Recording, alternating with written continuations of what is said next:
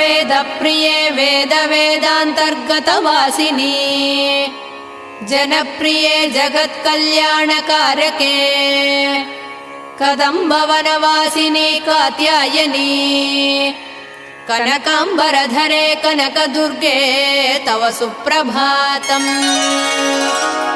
कल्पवृक्षे महाकल्पादिकालनिर्णये मातः मधुसूदनादिमहादेव विनुते मन्दाकिनी सलिलसेवितपदे मन्दस्मिते कनकाम्बरधरे कनकदुर्गे तव सुप्रभातम्।